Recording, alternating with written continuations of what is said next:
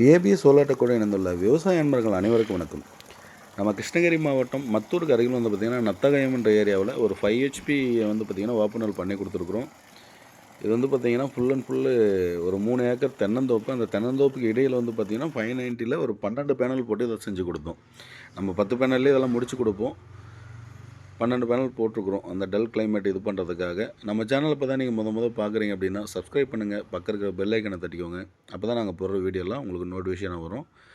பாருங்கள், G material கொண்டு நீட்டாக வந்து பார்த்திங்கன்னா ஒர்க் ஃபினிஷ் பண்ணியிருக்கிறோம். பேனல் வந்து பார்த்திங்கன்னா 12 பேனல் எதுக்காக பண்ணியிருக்கோம் அப்படின்னா, இது தென்னந்தோப்பில் வந்து பார்த்திங்கன்னா ஒரு 3 to 4 மணி நேரம் தான், அதுவும் பாதி பேனல் மட்டும்தான் வெயில் அடிக்குது. அதனால தான் அந்த ப்ரெஷர் கூட தண்ணி வந்து நம்மளுக்கு கம்மியாக இருக்கிற மாதிரி தெரியுது. இன்னும் நல்லாவே ப்ரெஷர் இருக்கும். கிணறு வந்து பார்த்திங்கன்னா ஒரு 70 அடி கிணறு. இந்த மோட்டார் வந்து 90 அடி வேலை செய்கிற மோட்டாரு. நல்லாவே ப்ரெஷர் இருக்கணும். என்னென்னா கொஞ்சம் தென்னந்தோப்புன்றதுனால மினிமமாக வந்துட்டுருக்கு.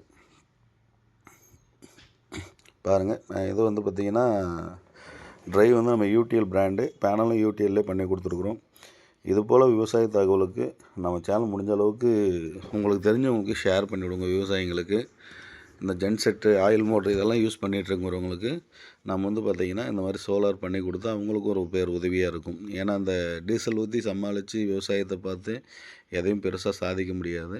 ஒரு டைம் இன்வெஸ்ட்மெண்ட்டு பண்ணிட்டாங்க அப்படின்னா லைஃப் லாங் வந்து பார்த்திங்கன்னா நல்லா ஓடிட்டுருக்கும். ஏன்னா பேனலுக்கு நம்ம 25 வருஷம் வாரண்ட்டி கொடுக்குறோம். ட்ரைவுக்கு 1 இயர் கொடுக்குறோம். ட்ரைவில் மினிமம் எப்பயுமே பிரச்சனை வராது. அந்தளவுக்கு பார்த்திங்கன்னா மோட்டாரும் வந்து தரமான motor, AC pure AC motor, CRI motor கொடுத்துருக்குறோம். இந்த சிஆர்ஐயில் வந்து பார்த்திங்கன்னா சீக்கிரமாக காயில் போகாது.